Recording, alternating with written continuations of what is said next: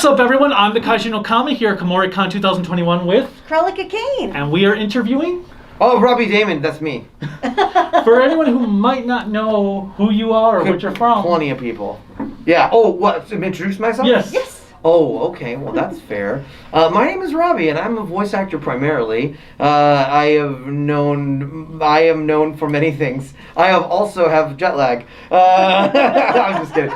Let's see. My first anime role ever was Tuxedo Mask. You might know me from Final Fantasy 15 as Prompto, Akechi in Persona 5, Megumi in most recently Jujutsu Kaisen. I don't know, probably about somewhere around 500 different roles that you might know me for. And most recently, I just hopped on with the cast of Critical Role to play Dorian Storm. Yeah. Which actually is a great segue because I am a huge fan of not only D&D but also of Critical Role. Oh, okay. So how has it been like to go into the third campaign? Okay, imagine you are like a space alien and you've never heard of baseball before, and someone hands you a baseball and they're like, throw it, and you go, okay, and you throw it, and they're like, great, you're the starting pitcher for the Dodgers. So that's kind of what it feels like. I had no previous D&D experience before Exandria Unlimited, which was a spin-off series that was done 8 episodes this summer. So I literally, Marisha and Matt walked me hand in hand into character creation and, rules of the game. They turned me on to Handbook or Helper. They gave me the reference material. They set me up for success. That's awesome. And we did the show. I mean, yeah, what better tutelage do you want to have? Now, to be fair, I do come from a theater and improv background. So that part of it, the role-playing, I was right at home there. And I'm also a gamer. So, like, I understand the concepts of action economy and turn-based gameplay and hit points and AC and spells. Like, oh, yeah. But learning the system, I think, was and is still the hardest part for me, and also one of the most enjoyable parts. Oh, absolutely, because unlike with a video game where you just pick up that controller and go through, sure, there's so much more immersion because you have to play with the dice, you have to go through that story element and everything like that. Yeah. Well, it's definitely been a learning experience, but, like, how fun. Oh, absolutely. I've been doing, I've been out in LA for 14 years. I've been doing voiceover full-time for the majority of that. And something new is very appealing. Having to learn something. Like, I'm creeping up on 40. How often are you asked to, like, learn something new? Oh, yes. Yeah, not all that often. And something this complex and rich and enjoyable. So I'm always one to jump into something like that. Like, if I had a buddy who was like, yo, I'm the best snowboarder in the world. It's like, come down the mountain with me. I'd be like, okay, I'm gonna die, but I'm gonna go. Let's go. I have a little risk aversion. Let's just say that. Yeah. That's a good thing because I kind of feel when you get closer to 40, which I am currently at. Welcome. That it's one of those, I don't know if my bones can take it kind of thing. I don't care. Break them all. I'm not scared. Not yours. Mine. No, mine. I Okay. And I'll be 40 next year. Congratulations. It's pretty sweet. Yeah. I'm just kidding. I'm still 39.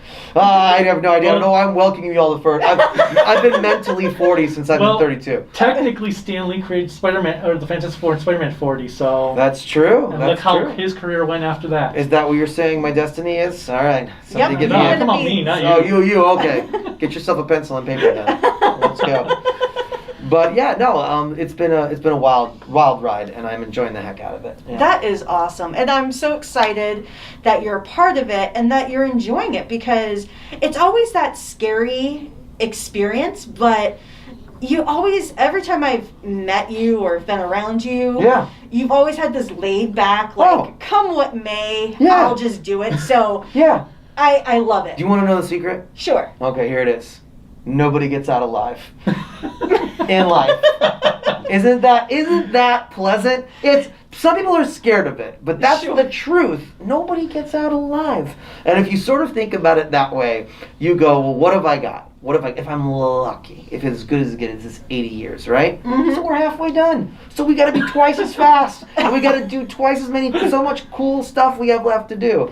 So as far as like that kind of thing goes, it's also another reason why I wanted to play a character like Dorian, who's kind of an antithesis, right? So you're talking about what you know of me as a person, the times that we've met. You would think, oh, this guy's obviously going to play a bard, right? But I was like, well, no. I'm going to play a bard who has stage fright and social anxiety. Because those are parts of me that I've had over the years that I've managed to put to bed. Mm-hmm. So it's fun to sort of reconnect with them in that way. And I think TTRPGs are a great way to connect with other people and bring elements of your life that maybe you don't fully deal with as much to the table. It's really pleasant. Yeah. Oh, absolutely. That's the one thing I like about whenever you do any kind of role-playing game like that. Yeah. Because you can either act like your true self or act like an extremely hyper-realized version. Sure. Because there's nothing to lose. You're just enjoying a game. Yeah, or completely opposite. Absolutely. Yeah, I mean, listen, don't use your TTRPG friends as therapy. I'm not saying that. But in your RP, if you want to bring some real stuff to it, I just think it makes it all the better. But I'm not an expert. I'm as new as they come. But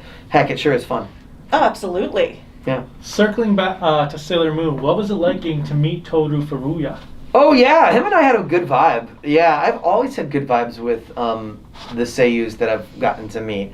You know what's funny? Like I feel like the sub watchers in English are harder on dubs than like the seiyus are. It's really weird. Like every time I meet a seiyu, we'll do something. I'll have an interpreter, and we'll be hanging out. We'll go out to dinner or something, and we say when we're in like these kind of interviews or we're in a panel, we say all the same things.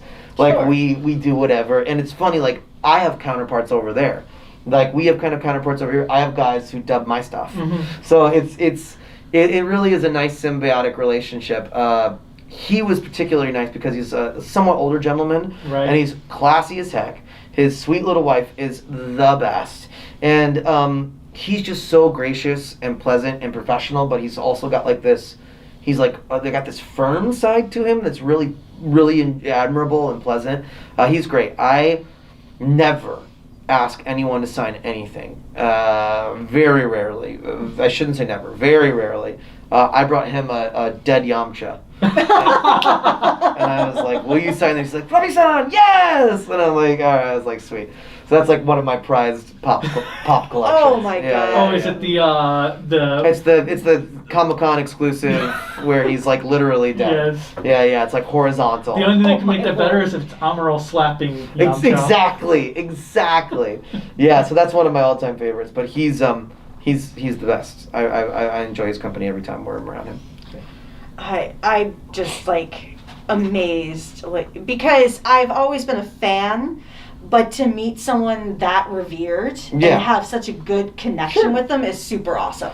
Yeah, well, I think there are some people on like the English side that's been for me too. Like, like you know, I'm a '80s kid, so like you know, Luke Skywalker was my hero, Oh, and then yeah. to get to work with Mark, you know, several times, it's like the first time you're just like, wow. And he seems to be a very good guy. Yeah, he's great. He's absolutely great. He's kind. He tells stories. He gives everyone their full attention, and he's always mobbed by people, and he's just never lets it get to him. He's unflappable.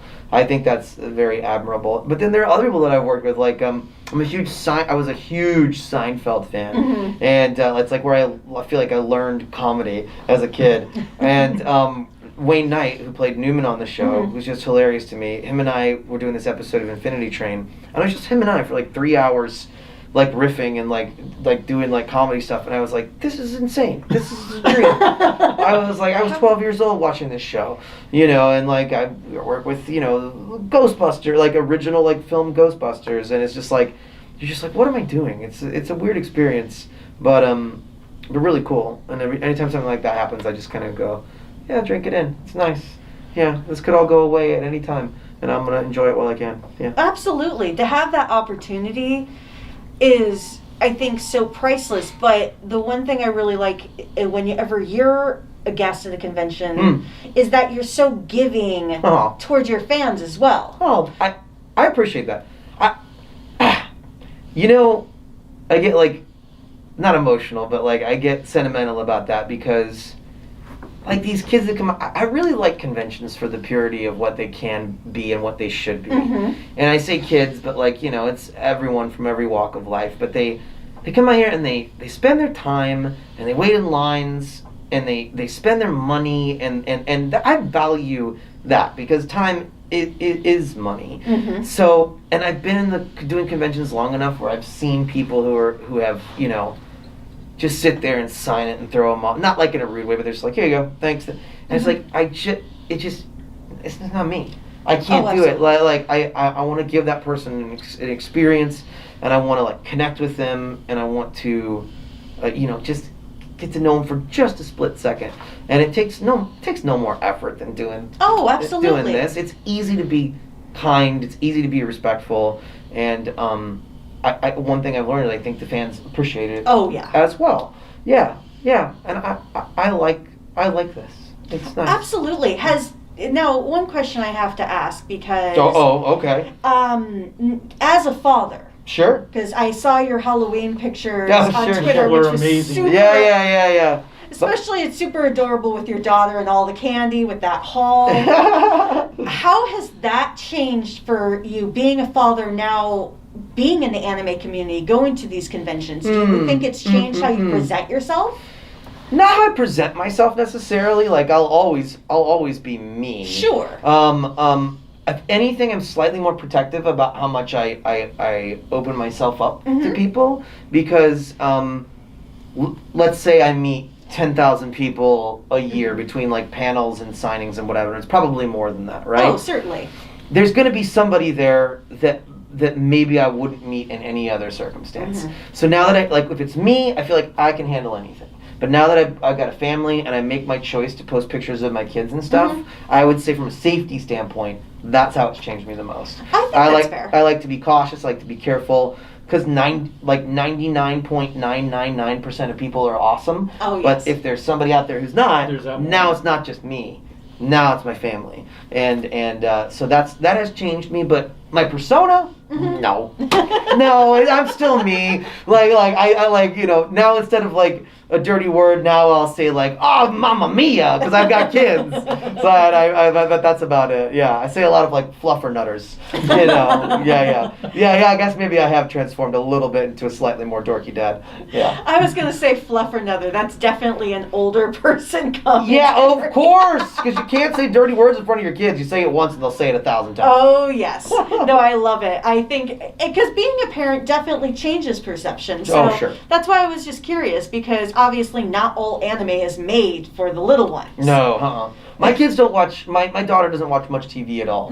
And I think that, that's no judgment or anything like that. It's just a choice that we've made. If she's been really good, we might turn on like Daniel Tiger or something like that. But she doesn't get that much screen time, and she doesn't, the iPad only comes out on plane rides. No, and that makes sense. And that's a good thing to do at the same time. Yeah, and I think she enjoys it more. Like when we put on a movie, it's special. And we watched Moana for the first time the other day, and I was just like, oh, this is magical. She's sitting on my lap, and we're singing songs, and it's like, this is cool. But if she was glued to an iPad all day, I would be like, all right, well, how do we break this up? So, yeah, but no, I'm still me. I'm just me with kids. Yeah. So for anyone online, where can they find you at? Oh, just Google me. Come on. I'm everywhere. I deleted my Facebook a couple years ago. But I'm still on Instagram, and I'm on Twitter. It's just all Robbie Daymond. RobbieDaymond.com if you need any direct requests or inquiries or anything like that. If you have something to sign, I'll send out fan mail at my contacts page. I've got a P.O. box. And just all the normal haunts. I think I have a TikTok. I don't know. Do I have a TikTok? Maybe. Probably. Let's find out right now. This is how we end this interview. Does Robbie Daymond have a TikTok? I posted a few videos. There it is.